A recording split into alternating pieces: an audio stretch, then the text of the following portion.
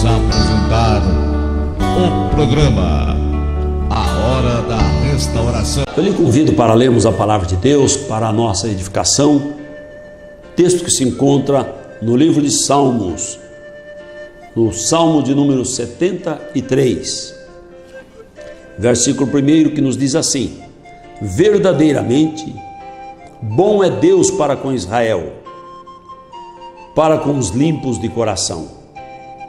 Quanto a mim, os meus pés quase que se desviaram, pouco faltou para que escorregasse os meus passos.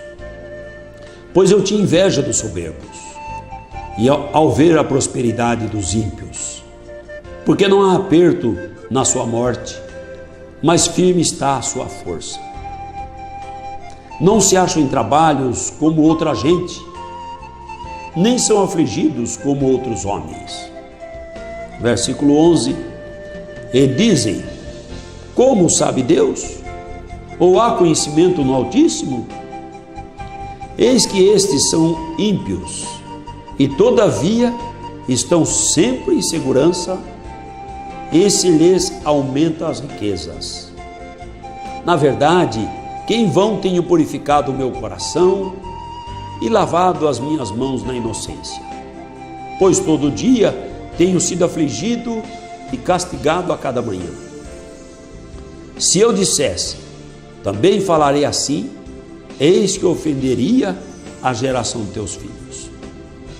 Quando pensava em compreender isto, fiquei sobremodo perturbado, até que entrei no santuário de Deus.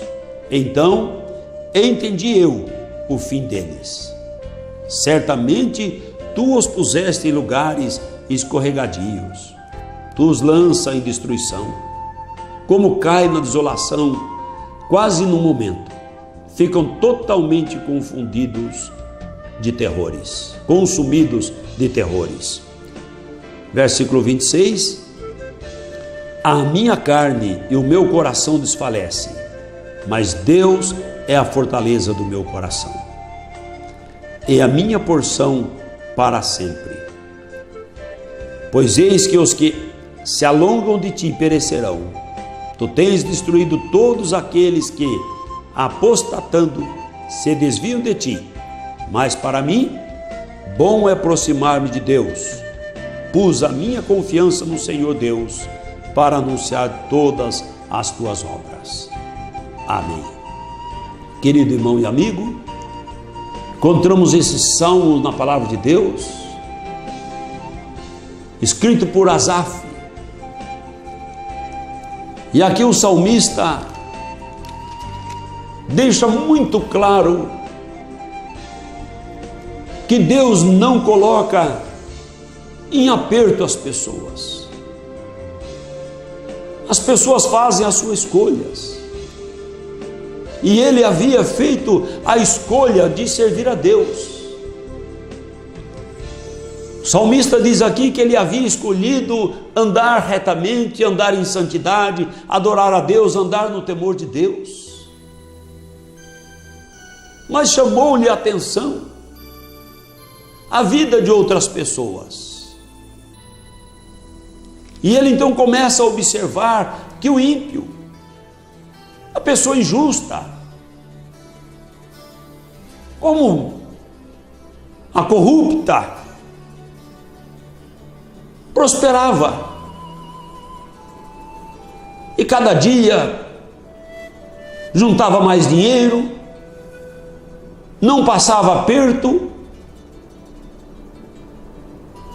e quando morria, seus amigos chegavam, tudo se arrumava ali, e ele começou a ficar preocupado. Parece que tem algo errado. Parece que alguma coisa não vai bem. Se o ímpio prospera, se o injusto prospera, eu passo aperto, todo dia eu tenho aperto. E ele indagando, ele diz assim, que ele quase escorregou os pés do caminho do Senhor. Ele foi tentado, e quase ele se afasta de Deus, fazendo opção pela vida do mundo. Até o momento em que ele diz aqui que ele entrou no templo do Senhor. Então ele diz aqui nos Salmos, ele diz assim: pouco faltou para que escorregasse os meus passos, pois eu tinha inveja dos soberbos. Não que necessariamente ele fosse uma pessoa invejosa no sentido que nós conhecemos esta palavra, mas ele estava confuso, admirado de ver como aquelas pessoas prosperavam. E muitas pessoas hoje estão numa situação tão difícil, porque elas estão entendendo que quando eu prospero, dizem elas, quando a minha empresa vai bem, quando eu tenho um carro novo, quando o Lamborghini enfeita a minha sala da minha mansão, eu estou com Deus. E estar grande o número de pessoas que estão anunciando só prosperidade. A prosperidade pode ser uma bênção de Deus, e a prosperidade pode ser algo que a pessoa conseguiu, e a pessoa vai prosperando sem ter nenhum vínculo com Deus. Então o fato de a pessoa prosperar não significa que ela está com Deus, que ela está na presença de Deus. Pode significar até o contrário, ela está longe de Deus. Quantas pessoas em nosso país, nos dias atuais, estavam aí na mídia, aparecendo como pessoas de bem, libertadoras da nação, e de repente estão nas manchetes policiais, nos maiores escândalos de corrupção. Então aquela prosperidade, aquela aparência de prosperidade, era prosperidade real? Era Deus que estava dirigindo? Provou-se, e o salmista diz aqui que Deus mostrou para ele, mas não mostrou que apareceu escândalo de corrupção, coisa assim. Ele diz assim que ele entrou no templo, na casa do Senhor, e Deus fez ele compreender. Ele diz aqui: quando pensava em compreender isto, eu fiquei sobremodo perturbado. Ele estava perturbado. Como pode o ímpio prosperar, o injusto prosperar, o corrupto prosperar, e o justo passar os seus apertos?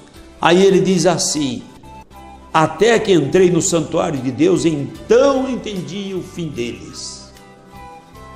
O fim é que importa.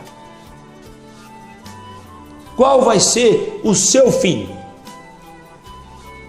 Essa é que é a pergunta que temos que fazer. Qual é o fim, ou qual será o fim da nossa vida? Quando nós terminarmos aqui, caixão não tem gaveta, ninguém vai levar riqueza daqui. Para que serve a prosperidade e a riqueza quando a pessoa vai para a eternidade? Não serve para nada. Os bens materiais são temporários.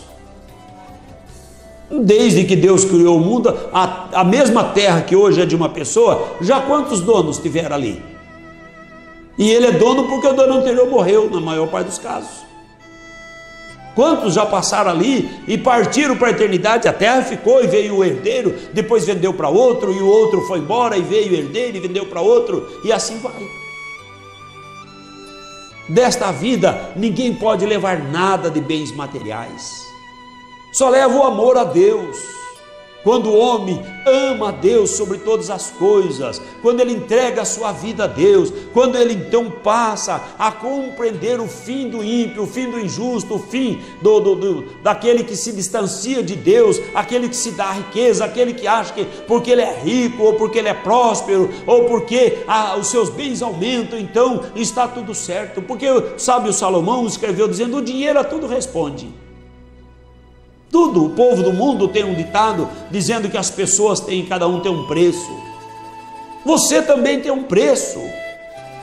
O preço da sua alma foi o preço do sangue do Senhor Jesus Cristo. Ele pagou o preço da sua alma.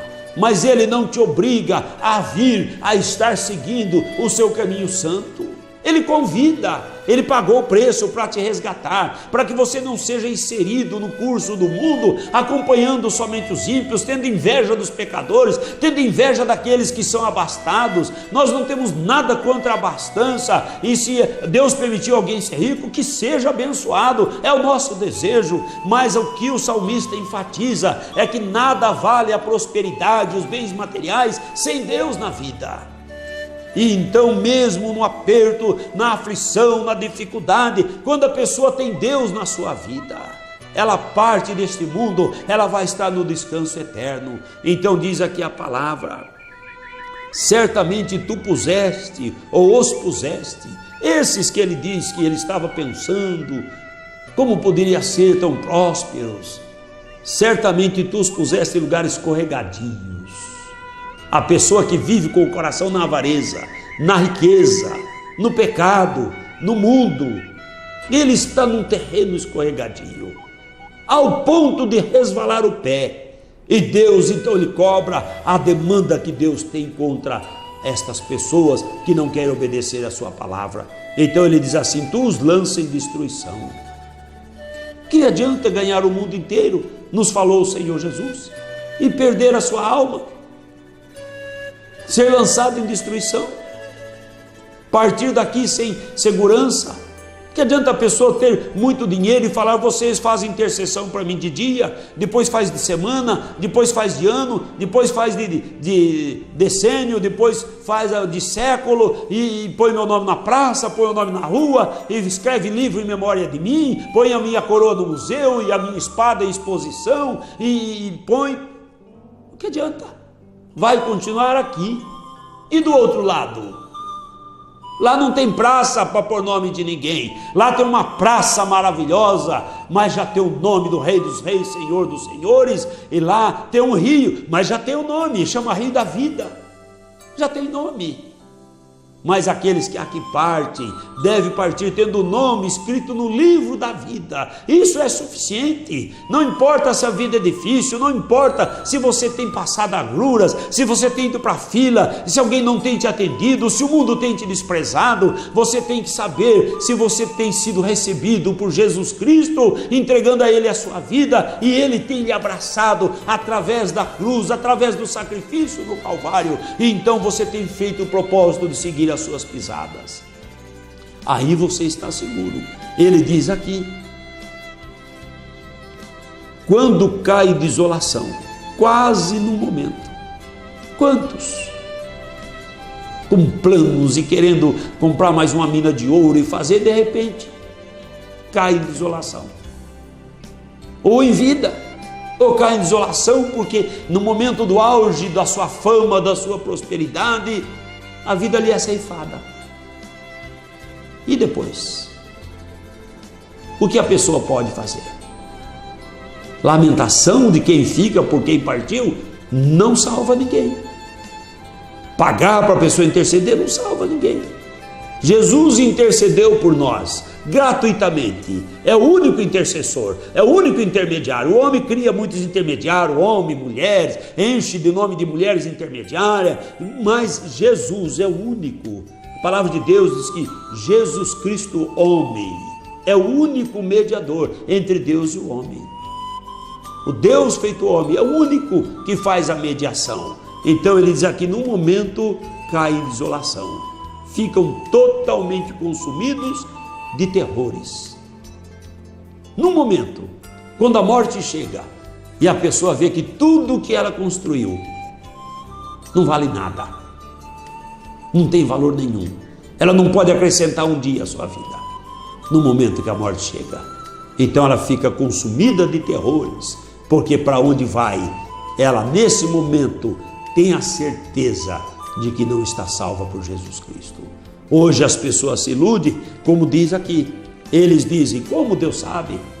As pessoas acham que Deus está preocupado comigo, acham que Deus sabe o que eu estou fazendo.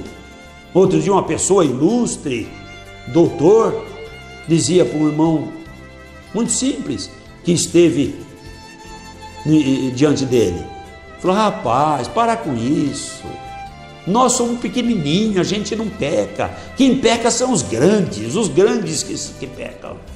Que ilusão que o inimigo planta no coração das pessoas. Mas por vezes pessoa instruída, pecam todos, a Bíblia diz assim, todos pecaram, todos foram destituídos da glória de Deus, mas Deus estendeu a sua graça, o seu favor imerecido a todos quanto desejam ouvir a sua voz. E o salmista havia ouvido a voz do Senhor, mas de repente ele começou a ficar confuso. Se você que me assiste tem olhado para trás, olhado para os lados, olhado para o mundo, olhado para a prosperidade daqueles que se alongam de Deus, pare, entre na presença de Deus e veja que o fim daqueles que temem a Deus e andam no seu caminho é um fim de glória, de vida eterna, de gozo, de bênção. Louvado seja o nome de Jesus. E o fim daqueles é um fim de tristeza, de tormento eterno. E aqui então diz a palavra do Senhor: a minha carne e o meu coração desfalecem. Pode desfalecer a carne, pode o coração tremer diante de tantas dificuldades e até de perseguições. Quantos verdadeiros servos de Deus foram perseguidos, jogados nas arenas, pelos religiosos.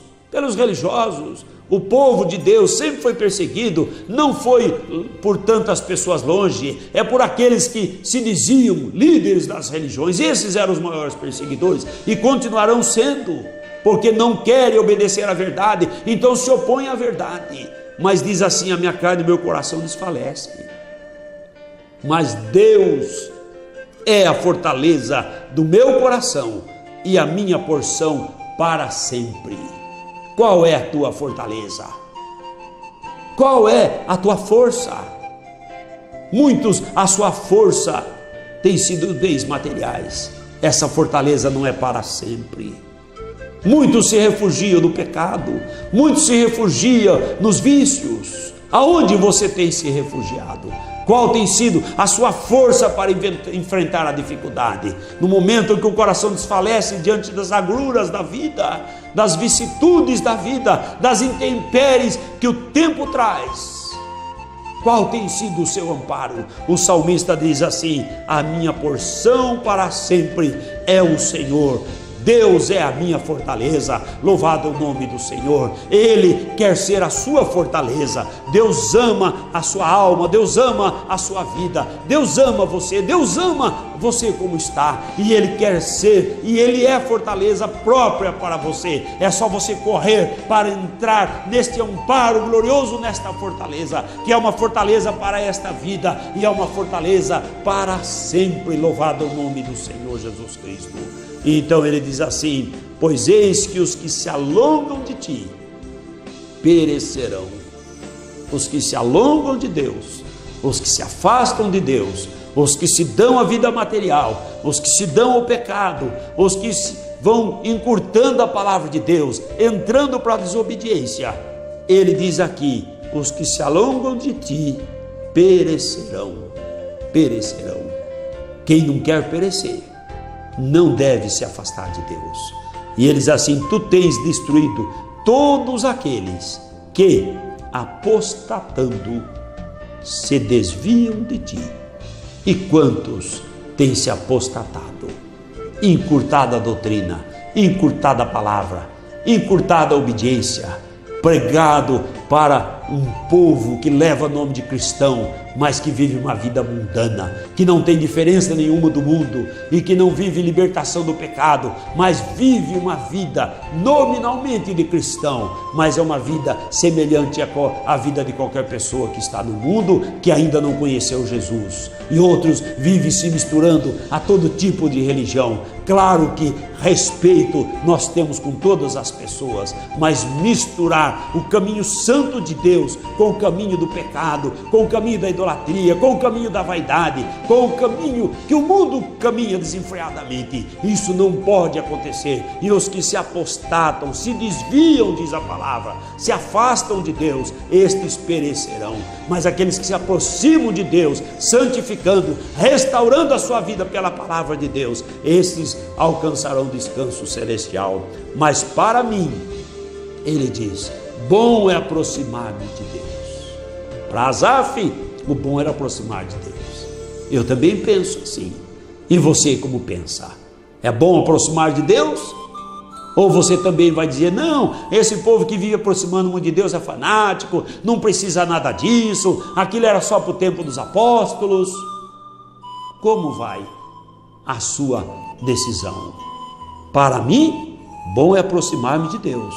E como que aproxima de Deus? Obedecendo. Pus a minha confiança no Senhor Deus para anunciar as tuas obras. Que você ponha confiança no Senhor para anunciar a obra do Senhor e não vá para a apostasia, não vá se distanciando, não vá encurtando, não vá diminuindo, mas vá cada dia acrescentando à sua vida a obediência da palavra do Senhor. Ele disse lá no 27, os que se alongam de ti perecerão. Nos lembra Jonas, no capítulo 2, no versículo de número 8, ele diz assim, os que observam, praticam, se dão às vaidades vãs, deixam a sua própria misericórdia. Mas eu te oferecerei sacrifício com voz do agradecimento, e o que votei, pagarei. Do Senhor vem a salvação. A salvação vem do Senhor, e portanto, aqueles que se dão à vaidade perecerão. Mas, diz o profeta, eu oferecerei sacrifício com voz de agradecimento. Ofereça o seu sacrifício, não o sacrifício que o povo faz por aí, não o sacrifício de levar dinheiro, não é esse sacrifício que Deus está pedindo, isso é tudo conversa de homens. O sacrifício que Deus está pedindo é a renúncia do seu eu, a renúncia de si mesmo, a renúncia do mundo, do pecado, dos prazeres carnais, é a renúncia para dizer, eu não sou mais quem vive aqui, não sou mais eu quem vivo, mas é Cristo que vive em mim, e eu então vou andar nas pisadas do Senhor. É esse o sacrifício que o Senhor quer, o sacrifício de fé, de crer nele, renunciar ao mundo, de abraçá-lo, abraçando a sua palavra, para não observar vaidades vãs, para não se apostatar, para não se confundir com a riqueza que muitas pessoas acumulam, especialmente os que acumulam falando que Deus deu a prosperidade e cada dia se alonga da obediência da palavra de Deus. Não te deixe enganar, que o Senhor Jesus Cristo te abençoe e você possa enxergar como Asaf essa diferença e preferir aquilo que é perene, aquilo que é eterno, o descanso celestial que Jesus Cristo, nosso Senhor, preparou para todos aqueles que querem abraçá-lo e entrar na glória celestial. Que Jesus te abençoe.